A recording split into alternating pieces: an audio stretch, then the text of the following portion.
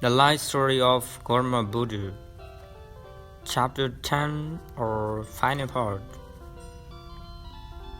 After the death of his fathers, King Bimbisara, in other statues could not sleep words and used to wake up with a start. He wanted to go to the Buddha, so as to get some mental relief.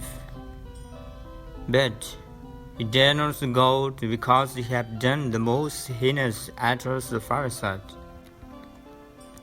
On the night of the full moon day in the middle of the Salmon, he murmurs in the presence of his courtiers as follows: "Whom shall I approach on such a pleasant night, in order to have a clear and peaceful mind?" The courtiers made several suggestions to him, but he did not accept any of them. He took the suggestion of the physician Jivaka and left the city with the procession of 500 female elephants, fully bedecked and caparisoned, and mounted to find 500 women disguised in the dress of soldiers, and accompanied by torch bearers to show the way.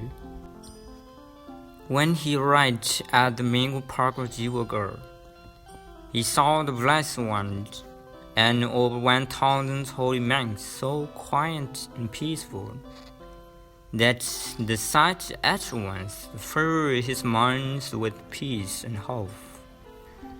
For his 35 years, the date of his enlightenment, the Buddha's successful ministries lasted 45 years.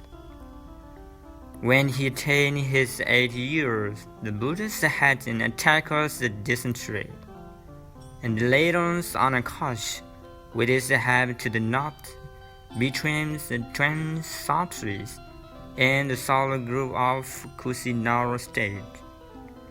Men, higher gods and lower gods, and the monks were gathered in large numbers near the Blessed One in responsible adoration.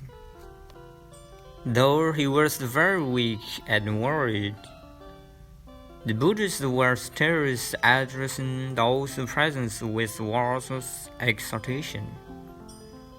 After addressing them, the whole night the Blessed One spoke his last words. When it was nearing dawn, as follows: "Behold, all desires, and exhort you, subject to decay or all the conditionings, tried on with hatefulness." Then the Buddhas attained the ecstasies and arrived at the cessation of the procession and the sensations.